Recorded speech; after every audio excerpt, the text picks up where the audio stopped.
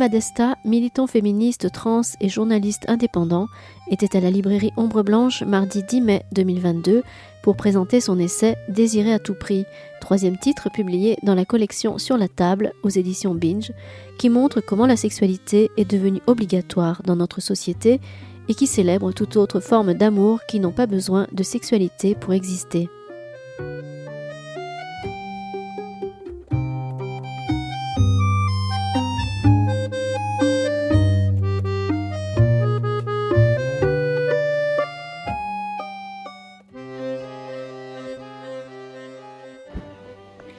Alors, bonjour à toutes et à tous. Merci d'être venus aujourd'hui pour rencontrer donc Thelma Desta, qui est donc journaliste indépendant et militant transféministe. Tu es aussi membre du média XY et tu collabores avec des revues telles que Censored et, et La Déferlante. Désir à tout prix, c'est ton premier livre qui est sorti le 12 avril chez Binge Éditions. Voilà, donc on est là pour en parler, discuter. On vous laissera la parole d'ici 40-45 minutes. Ma première question, en fait, c'était pourquoi écrire un livre, en fait, comme tu es très suivi sur les réseaux sociaux, en fait, qu'est-ce que ça a apporté ce nouveau format, en fait, pour toi et pour les gens qui t'écoutent et te lisent? Alors déjà, merci à toutes et à tous d'être venus. Je suis très émue de vous voir autant. Je ne m'attendais pas à ce qu'il y ait autant de personnes, donc merci pour ça. Et ensuite, pour répondre à ta question, déjà, c'était complètement du hasard. Donc, il n'y avait pas un projet initial forcément d'écrire un livre. C'est vraiment Victoire qui m'a contacté pour voir ce qu'on pouvait faire ensemble. Donc, c'était complètement le hasard qui m'a entraîné dans ce projet-là. Par contre, oui, c'est vrai qu'en termes de format, quand on est habitué aux 10 slides d'Instagram ou alors aux articles qui touchent pas forcément un public large, parce que c'est... je sais pas, qui est déjà allé sur le site de XY Media ? Honnêtement, waouh, ok, d'accord. Bon, je retire ce que j'ai dit. mais du coup, voilà, ça permet en tout cas d'avoir un autre format qui du coup, peut nous laisser aller en profondeur dans le sujet qu'on veut aborder. Et du coup, ouais, c'est un peu la première fois que j'avais cet espace pour élaborer le plus possible une pensée sur une thématique précise, en sachant en plus que pour le coup, ça reste un format court, quoi, parce qu'il fait 150 pages. Mais ouais, non, en termes de format, c'était juste important pour pouvoir développer quelque chose de plus approfondi que mes plateformes habituelles me le permettent. Merci. Et c'est quand même un livre qui est assez autobiographique, assez intime, et je me demandais en fait si en termes d'écriture, ça avait été plutôt libérateur ou au contraire que ça avait été difficile à écrire. Les deux. Non, c'est sûr que il y a quelque chose de très clair pour moi, c'est qu'il m'a complètement guéri de quelque chose, ce livre. Et que je ne l'ai pas du tout fini dans le même état d'esprit que j'étais au moment où je l'ai commencé. Il y a une grosse différence, où je pense que je l'ai commencé en me disant moi c'est bon, j'ai réglé mon rapport à la sexualité, j'en ai plus rien à foutre, et c'était un mensonge.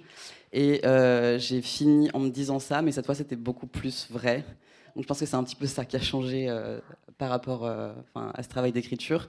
Mais oui, c'était aussi très difficile parce que je raconte beaucoup les violences que j'ai vécues, comment ça a pu affecter mon rapport au corps, à l'intimité, à la sexualité. Et donc forcément, ça m'a demandé de faire un retour sur tous ces traumatismes. Donc pas toujours agréable, mais en même temps, pour moi, c'était important quand même d'incarner ce récit-là pour créer l'identification, et aussi parce que je pense que c'est toujours plus parlant quand on est un peu généreux avec son propre parcours.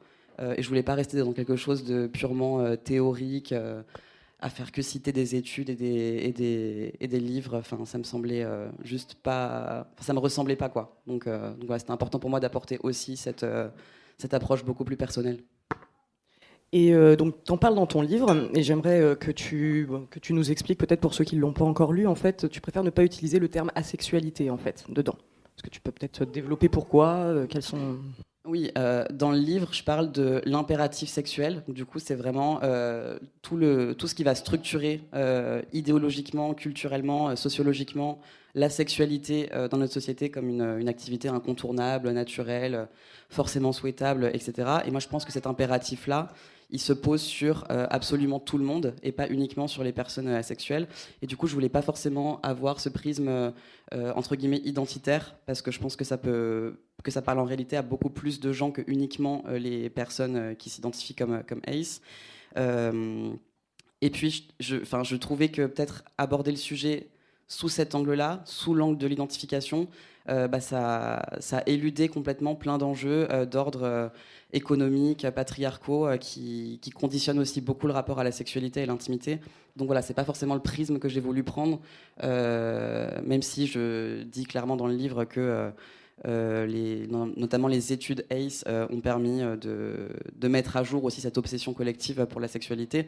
Donc il y a un apport concret et évidemment il y a aussi, ça fait juste du bien aux individus de pouvoir s'identifier et se retrouver dans une définition, mais dans le cadre d'un livre que j'ai voulu vraiment avec une approche un peu marxiste, anticapitaliste, etc. C'est pas forcément l'angle que je voulais prendre. Et justement, moi, c'est ton approche matérialiste et marxiste justement qui m'a beaucoup plu. Et tu fais le lien en fait très juste justement entre capitalisme et pathologisation en fait de l'absence de sexe. Et peut-être qu'on peut aussi le développer parce que c'est vraiment une idée que j'ai trouvée moi personnellement très très intéressante. Donc sur le lien du coup entre pathologisation et capitalisme, comment ça peut servir en fait effectivement le capitalisme, faire une injonction.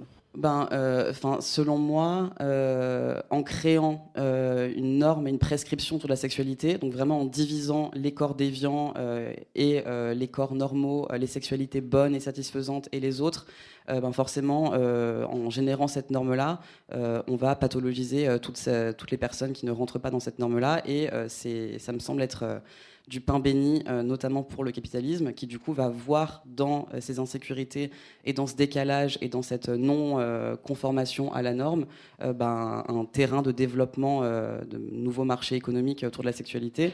Et je cite par exemple beaucoup les milieux ou les militantes sexpo. On dirait que je leur en veux beaucoup dans le livre. C'est un peu vrai, mais c'est un peu nuancé quand même. Mais dans tous les cas, oui. Ça me questionne en fait qu'on réponde à cette impression d'être en dehors de la norme avec des produits et des services. Je pense que aucune libération sexuelle n'est possible. Non seulement au sein d'un système capitaliste, mais en plus grâce à lui. Ça me semble être vraiment une approche qui se détourne complètement de l'enjeu de fond. Et du coup, il y a forcément un lien parce que en pathologisant justement les sexualités qui sont considérées comme non conformes, très concrètement, ça va être l'absence de désir ou un désir considéré comme trop fluctuant, ou je sais pas, une sexualité en couple qui est pas assez régulière, ou l'impossibilité de jouir, enfin plein de choses. Il y a vraiment des marchés économiques énormes qui se créent autour de ces insécurités-là. Donc moi, je me questionne beaucoup sur justement comment on lie cette pathologisation avec le capitalisme, et puis aussi comment ça se fait que les milieux féministes plongent complètement dans cette approche-là, en présentant du coup cet ensemble de produits et de services comme une espèce de prérequis à l'émancipation sexuelle, quoi. Comme les sextoys par exemple, ou voilà la marchandisation en fait finalement de moyens pour jouir. Oui, j'ai plus trop les chiffres en tête. Ils sont cités dans le livre, mais quand on voit les courbes d'évolution, par exemple, sur le marché mondial du sextoy. Alors bien sûr, je suis pas en train de dire que du coup il faut bannir les sextoys de sa vie. Encore une fois, l'idée c'est pas de represcrire du coup des nouvelles normes autour de la sexualité, c'est plus de s'interroger sur ce qui permet de créer un peu ces conditions de développement économique, et vraiment sur le marché du sextoy, il y a un bond énorme où entre 2021 et 2026 le marché mondial il a presque doublé. On est je crois que c'était 52 ou 53 milliards de dollars par an, et c'est vraiment un chiffre qui monte de façon exponentielle. Donc voilà, l'idée c'est juste de s'interroger là-dessus sans prescrire des nouvelles normes, quoi. Merci. Et est-ce que tu penses en fait que l'injonction à jouir en fait, elle est je vais reformuler ma question. Est-ce que tu penses qu'il est plus facile de se défaire en fait de l'injonction en fait à jouir dans les milieux par exemple LGBT qui sont déjà en fait des intimités alternatives, etc. Est-ce que tu penses que c'est plus simple? Je sais pas si c'est plus simple, parce qu'honnêtement, il y a aussi une hypersexualisation dans les milieux LGBTI qui est très très claire. Et ce que j'explique dans le livre, c'est que, moi, la façon dont je l'interprète, c'est que c'est aussi du coup, nos sexualités, c'est un moyen de défense contre un ordre établi qui vise à les pathologiser et à les présenter comme déviantes en continu. Donc forcément qu'il va y avoir une culture très forte de la sexualité parce que c'est considéré presque comme un objet culturel contre le système cis-hétéro. Donc bien sûr, il y a toute la culture du kink, du BDSM qui est très très présente, notamment, je pense au Pride par exemple, et à chaque fois, c'est ces pratiques-là et ces sexualités qui sont instrumentalisées pour prouver qu'on est déviant, pour prouver qu'on est en dehors de la norme. Et du coup, j'ai oublié ta question de base en répondant. C'était en fait, tu as quand même répondu en partie, c'était de savoir si c'était plus simple en fait de se défaire de cette injonction dans ces milieux-là qui sont quand même, je pense, plus ouverts quand même. Oui, du coup, je sais pas si c'est plus facile de se détacher de ces injonctions-là, mais ce qui est sûr en tout cas, c'est que l'impératif sexuel et une espèce d'obsession collective comme ça autour de la sexualité, elle se pose pas du tout de la même manière sur les couples cis-hétéros et sur les autres, où la sexualité cis-het, on va l'encourager au maximum parce que c'est celle qui permet aussi d'être pourvoyeuse d'enfants, du coup de recréer à l'infini la classe de travailleurs, de travailleuses. Donc il y a un enjeu, tout un enjeu autour de la famille nucléaire qui se reproduit comme cellule au service du capitalisme. Donc c'est pour ça aussi que je fais beaucoup de liens entre sexualité et famille. Par contre, dans le cas des sexualités LGBTI, c'est absolument pas le cas. Elle est complètement stigmatisée en continu. Si je prends par exemple l'enjeu de la filiation dans les familles LGBTI, là ça va être complètement découragé. On nous pousse littéralement à ne pas nous reproduire. Dans le cas des personnes trans, elles sont toujours pas. Elles ont été complètement éjectées de la loi de bioéthique sur la filiation. Donc voilà, il y a vraiment des enjeux qui se posent différemment pour moi sur la sexualité cis-hétéro et sur les autres, aussi pour ces enjeux-là de reproduction de la famille nucléaire, etc. Donc je sais pas du coup si c'est plus facile, mais en tout cas c'est sûr que il y a une sexualité qui est la sexualité cis-hétéro, qui est une espèce qui fait un rappel de l'ordre social. Et par contre, les sexualités LGBTI, pour moi, c'est plus une défense contre cet ordre social-là. Je comprends. Ça rejoint un petit peu, tu en parles dans le livre justement des nouveaux liens affectifs, en fait, des nouveaux foyers. Je trouve que d'ailleurs, c'est un de mes passages préférés, effectivement, dans le livre, quand tu expliques que simplement on peut créer en fait énormément d'affection et d'amour via l'amitié, via des liens en fait qui ne sont pas en fait de l'affiliation ou du sang, ce genre de choses. Moi c'est un passage que j'ai vraiment adoré parce que je pense que c'est très vrai. Mais question, je suis désolée. Non, mais t'inquiète pas. En fait, à la base, ça c'est le petit behind the scenes, mais j'avais écrit le livre avec, c'était qu'une problématisation de ces enjeux-là. Sans forcément y amener de réponse ou de perspective, parce que je suis très pessimiste.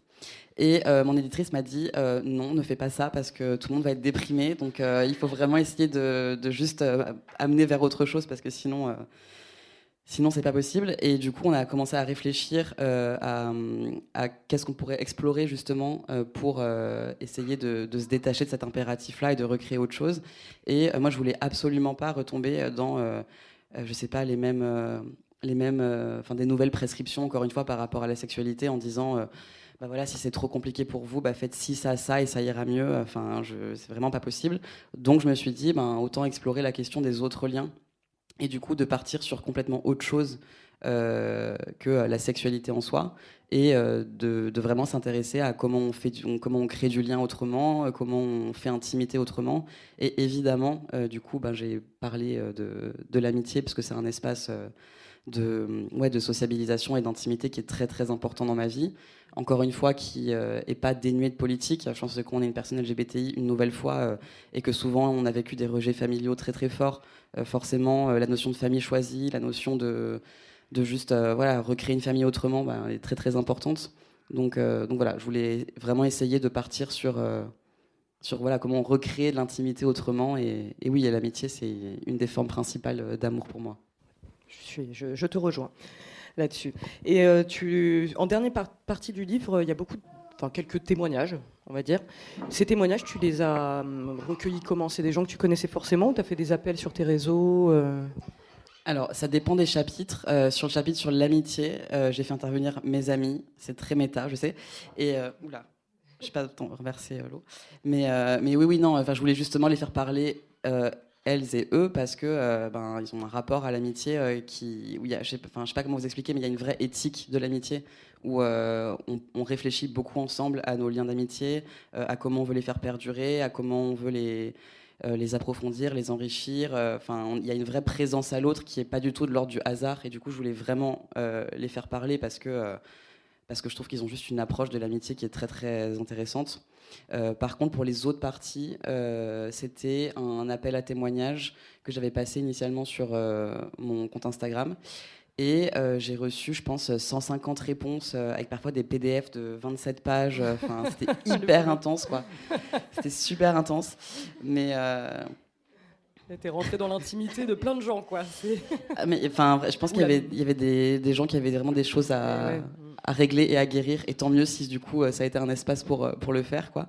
Et du coup, voilà, une grosse partie du travail du livre, ça a été aussi de juste me retrouver face à ces 600 pages de témoignages et me dire bon, ok, maintenant je fais quoi? Mais faut sélectionner. Ouais, c'est ça. Mais du coup, non, ça a été c'était hyper beau parce que j'ai eu l'impression d'avoir plein de petites fenêtres sur la vie de plein d'inconnus et non, c'était hyper touchant. Sinon, moi j'ai une dernière question. La dernière question, c'est sur, selon toi, est-ce que le sexe en fait est un droit? Alors c'est un peu une question piège, mais pas vraiment, mais qu'est-ce que tu penses en fait de cette idée de la sexualité comme étant un droit humain ou pas en fait, hein, une nécessité ou pas Je pense que, je sais pas, c'est un peu une approche d'incel, non? Ah, je sais pas. Non, mais parce que pour moi c'est pas le cas en fait, mais chacun son. En fait, ça fait pas contre toi, hein, mais genre, je me suis dit juste ça de façon très intuitive. Non, je pense que le sexe, c'est une possibilité. J'ai pas envie de dire que c'est un droit. Je pense que, j'ai envie en tout cas de la replacer dans cet espace-là, de juste c'est une possibilité et c'est pas un incontournable de la vie humaine, de l'activité relationnelle, de l'amour conjugal, de l'amour romantique. C'est plus dans cet espace-là que j'ai envie de la replacer. Non, je pense pas que la sexualité soit un droit. Je pense que cette idée-là, elle est beaucoup instrumentalisée pour justement se servir de la sexualité comme arme. Si je reprends par exemple la notion de devoir conjugal, donc du coup, bah oui, si le sexe conjugal c'est un devoir pour quelqu'un, c'est que c'est un droit pour quelqu'un d'autre, pour le conjoint en face. Donc non, je pense que je me retrouve pas du tout dans cette idée qui a été justement beaucoup instrumentalisée politiquement et légalement aussi. Oui, l'idée de misère sexuelle, par exemple, en fait, c'est à ça que je pensais. En fait, c'était à cette idée de misère sexuelle qui, du coup, je n'étais pas tombé loin avec les incels, du coup. Pas du tout. Mais du coup, en fait, qui justifient parfois des choses un peu assez terribles, mais c'était plutôt effectivement. Oui, c'est beaucoup présenté comme, en tout cas comme une espèce d'activité naturelle qui émane de nos natures biologiques. Il y a un truc hyper essentialisant comme ça, donc forcément, oui, si on le présente comme ça serait un droit. Mais non, je pense que c'est ce que j'essaie de montrer dans le livre, que la sexualité, c'est pas juste une activité naturelle et incontournable de la vie humaine, qu'elle est traversée par plein de biais de domination et qu'elle est hautement politique, quoi. Merci beaucoup. Moi, je n'ai plus de questions. Est-ce que vous en avez des questions?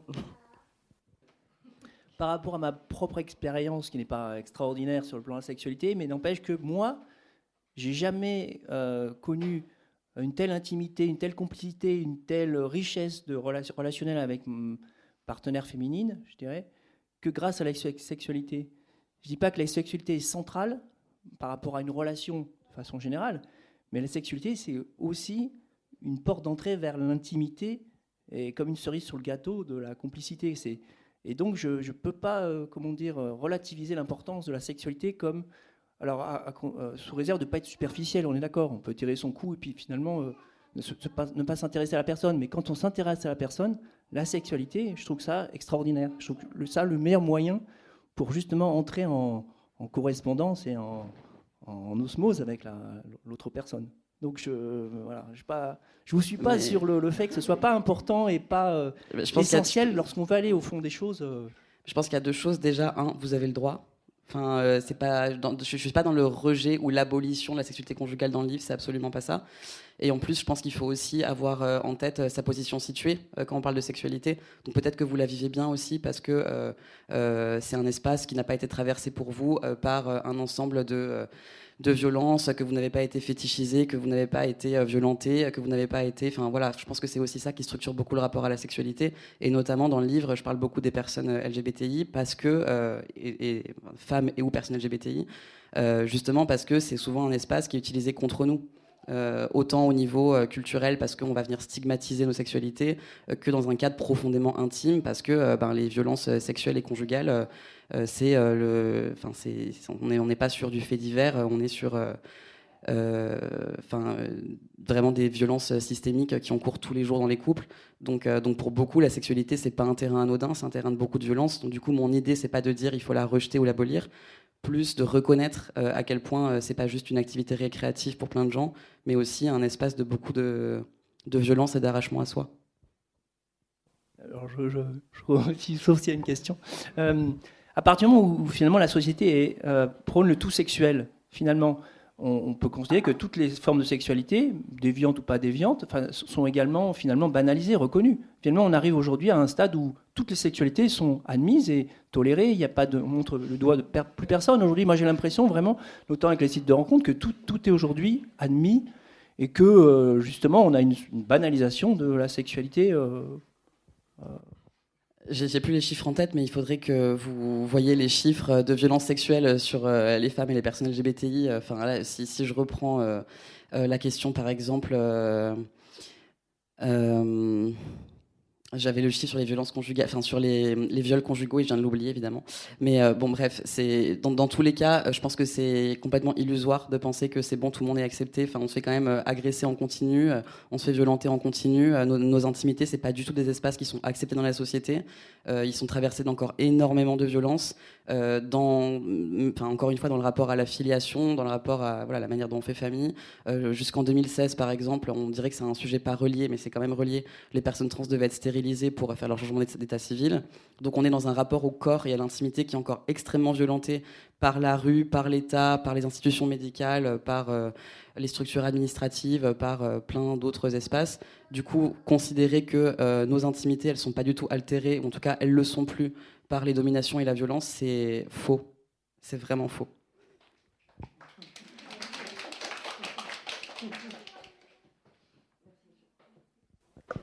Est-ce que quelqu'un a une autre question, peut-être ? Non ? Je vais essayer de continuer avec toi, du coup. C'est vrai que j'ai épuisé toutes mes questions, en fait. Elles étaient assez courtes. J'aurais peut-être dû en faire 20. Je sèche un peu. Tu veux pas m'aider, Ma ? Qu'est-ce que tu as dit ? Ah bah. Monsieur, vous vouliez reposer une question du coup. Oui, finalement, assez étonné pourquoi la sexualité a tellement d'importance dans les vies, mais je suis étonné pourquoi elle n'aurait pas tant d'importance. C'est presque l'instinct presque le plus, je dirais, viscéral ou spontané ou naturel qui puisse exister. Et donc, dans les sociétés normées comme la nôtre, mais quelque part, c'est peut-être un des derniers espaces de liberté où on peut peut-être se libérer et puis s'oublier soi-même. Là, c'est vraiment le sujet du livre. Je ne sais pas si vous l'avez lu, mais du coup, oui, vous ne l'avez pas lu, clairement. Ouais.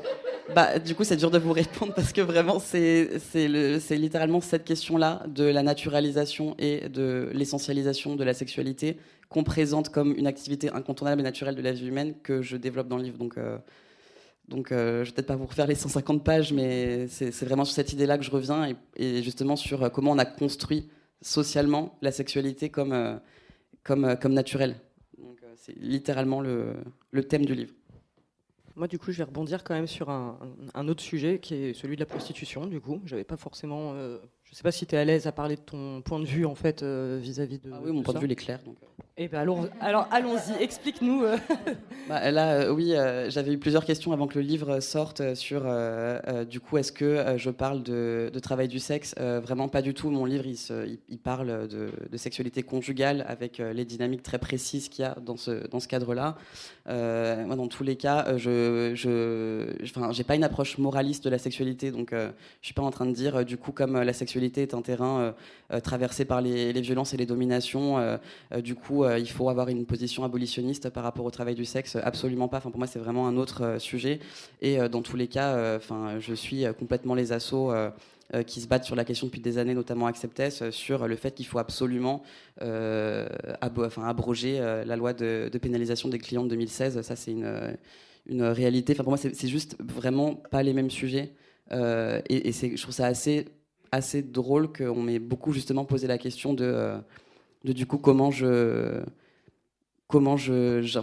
j'implique cette question du travail du sexe dedans. Mais non, ma position là-dessus, même si on a l'impression que je suis dans une position de rejet de la sexualité, ce qui n'est pas forcément le cas en plus dans le livre, ne prescrit pas du tout d'approche morale par rapport au travail du sexe, absolument pas. Enfin, moi, quand je parle de travail du sexe, je pense qu'il faut juste avoir en tête les conditions de vie et les conditions matérielles d'exercice des TDS, et qu'à ce titre, évidemment, la loi de 2016 est une catastrophe absolue et les pousse à s'éloigner du système de santé, à exercer dans des conditions de plus en plus précaires et misérables. Donc non, bien sûr que je ne vais pas avoir une position abolitionniste.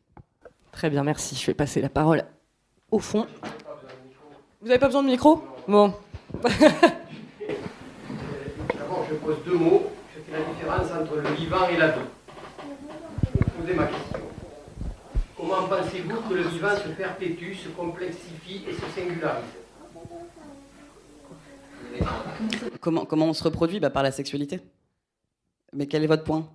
Non, mais alors déjà, encore une fois, c'est un peu compliqué du coup de parler. C'est juste un peu compliqué du coup de poser ce genre de questions si vous n'avez pas lu le livre, ce qui est manifestement le cas. No shade, mais non, mais c'est juste un petit peu compliqué de répondre sur ces enjeux-là. Encore une fois, je dis pas que la sexualité, je dis littéralement que la sexualité. Je suis en train de vous répondre. Non. Ce que je suis en train de dire, c'est comment on a aussi, socialement construit la sexualité. Ça ne veut pas dire que, du coup, c'est pas elle qui est à l'origine de la reproduction, ce qui n'est pas forcément le cas en plus. On passe pas forcément par la sexualité pour se reproduire, confère, PMA, etc. Donc, il y a beaucoup d'approches aujourd'hui, et notamment les familles LGBT passent beaucoup par d'autres moyens que la sexualité pour faire famille et pour faire filiation. Pour des raisons évidentes. Donc du coup, voilà, c'est un moyen comme un autre. Encore une fois, je ne suis pas en train de dire que du coup, la plupart des couples ne font pas des enfants via la sexualité. C'est vraiment pas le sujet. Merci. Voilà. Ah, Emma. Non plus? Personne ne veut que je marche, alors.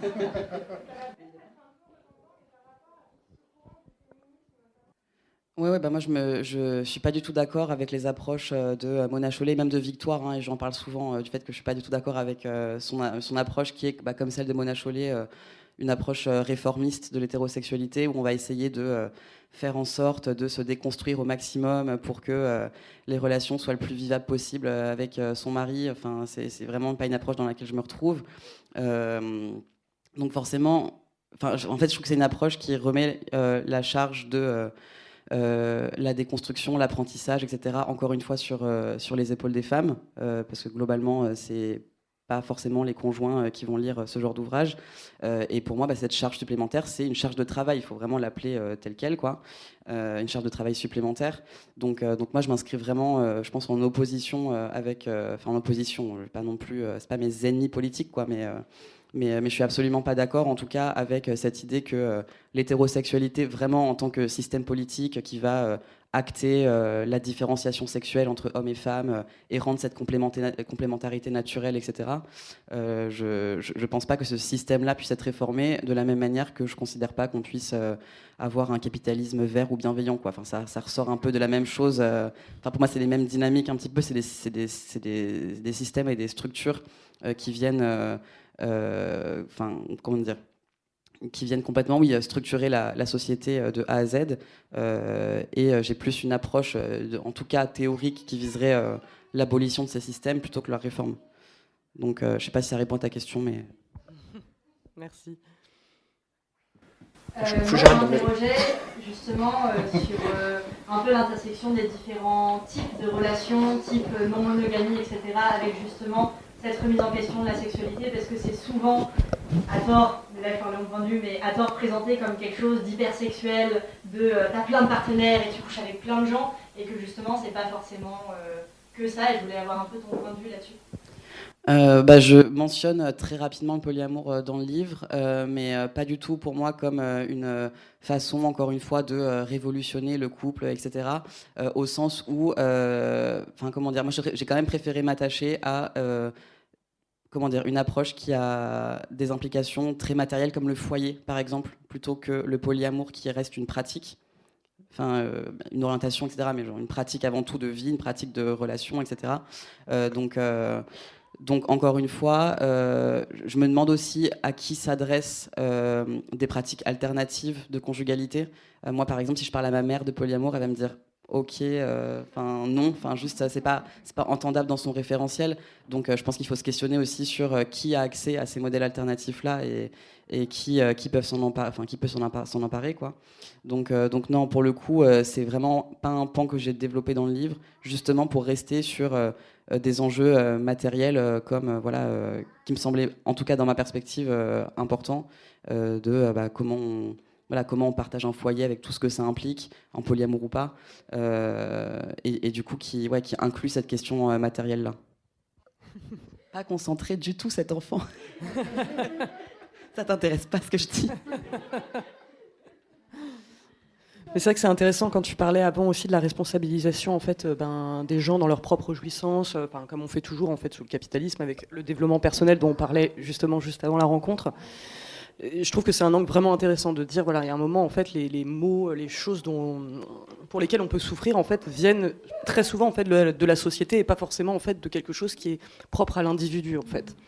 Ouais, complètement. C'est Eva Illouz qui a développé un concept qui s'appelle le psy-toyen dans un de ses livres, où ce serait l'idée que on est responsable individuellement de notre bonheur et qu'on doit chercher en continu à l'optimiser comme si on était seul responsable du fait de nous élever, de nous améliorer, qu'on soit plus heureux, etc. Et clairement, c'est une approche qui vient complètement mettre sous le tapis tout ce qui vient aussi structurer notre rapport à nous-mêmes et sur lequel on n'a pas de prise. Donc littéralement les violences LGBTI-phobes, les violences sexistes, le capitalisme, bref, encore une fois des structures sur lesquelles on n'a pas d'ancrage. On peut pas... comment dire, on peut essayer de s'intéresser à comment se changer individuellement, mais ça ne change pas, ça ne fait pas évoluer ces structures-là de pouvoir. Et en effet, je trouve ça un peu dommageable, quoi, cette approche qui, une nouvelle fois, va mettre la responsabilité sur les individus de se débattre avec leurs propres difficultés, avec leurs inquiétudes, avec les violences qu'ils et elles ont vécues, etc. Ça me semble à côté du sujet, quoi. Oui, c'est une façon en fait de complètement dépolitiser, de saper le collectif en fait, et de ramener vraiment à l'individu tout seul. De toute façon, on le voit effectivement en librairie, de mon expérience en tout cas, effectivement, il y a le développement personnel, c'est croissant tout le temps plus. Alors que vraiment en fait, c'est des espèces de recettes dites magiques en fait pour soi-même, alors qu'en fait les mots viennent d'ailleurs très souvent en fait. Juste avant la rencontre, on parlait des 4 accords Toltec. Je ne sais pas si vous l'avez lu ou pas. En gros, c'est vraiment le livre de développement personnel le plus vendu au monde. Il est sorti il y a 12 ans, il est dans le top 10 des ventes depuis depuis 12 ans. C'était ça, c'est 2009, non ? Je sais plus. Oui, c'est quand même un vieux livre, Ouais, je ouais. n'ai plus la date en tête. Mais Et en gros, c'est les 4 accords, les 4 mantras, en fait, pour être heureux. Et je sais pas, par exemple, un des mantras, c'est ne pas prendre les choses pour soi. Et moi, je me dis genre, ah oui, bah écoute, désolé, je me suis fait têche de ma famille, j'ai plus personne sur qui m'appuyer, j'ai pas de boulot, je viens de me faire virer par... c'est pas moi, hein, je parle, c'est un truc général. J'ai perdu mon appart parce que je suis trans, je me fais agresser dans la rue tous les jours parce que je suis lesbienne, ce genre de choses. Mais il faut peut-être pas que je prenne les choses pour moi, c'est dans quel monde... c'est complètement à côté de la plaque, quoi. Et ouais, on en parlait juste avant. Pareil, les 5 blessures, les 5 blessures qui empêchent d'être soi-même. Voilà, c'est ça. Parce qu'encore une fois, c'est une question vraiment psychologique qui relève du mal-être intérieur et pas de facteurs complètement exogènes, quoi. Donc ouais. Et évidemment que ce mec prend pas les choses pour lui. Après 12 ans après, il est sûrement millionnaire avec son livre. Moi, ça m'aiderait aussi à prendre du recul, quoi. C'est sûr. Franchement. C'est vrai. Mais vraiment, c'est ce que je te disais avant, mais il me semble que c'est sur le média XY que j'ai lu un article là-dessus. Hein. Je me trompe peut-être, mais il me semble... Mais même moi, je lis pas tous les articles sur média. Donc... Et il me semble vraiment que c'est ça. En plus, ouais, ça fait vraiment écho. Je vais essayer de le retrouver, mais... Ouais, mais c'est possible. Ça m'étonnerait pas. C'est quand même bien dans la ligne. Donc, ouais. Moi, mon approche, c'est justement de dire comment on crée de l'amour autrement. Mais si je reste sur les travaux d'Eva Illouz, effectivement, j'ai tout un passage dans le livre qui parle par exemple de l'industrie du dating, qui est aussi évidemment traversée par un impératif productiviste et capitaliste très très fort de consommation immédiate, toujours renouvelée, etc. Moi, le parti que j'ai pris, et je dis pas que c'est un parti qui est exhaustif ou qui répond à toutes les questions, c'est juste de dire en fait il y a aussi d'autres lieux de l'amour qui sont dévalorisés dans nos sociétés. Donc comment on les revalorise, comment on les réinvestit. Donc du coup effectivement je parle de foyers qui ne reposent pas sur ce couple romantique conjugal, cette image d'Épinal du couple amoureux, etc. Comment on revalorise les liens d'amitié qui sont des passions sans sexualité, qui peuvent être des passions avec sexualité, mais en tout cas qui sont d'autres formes d'amour. Donc c'est ça le parti que j'ai pris. Est-ce qu'il y a une dernière question ou est-ce que vous voulez une dédicace? Est-ce que tu as quelque chose à ajouter peut-être? Non, juste merci. Merci d'être venu et d'avoir rigolé à mes blagues. Merci à toi, merci à vous d'être venus. Merci.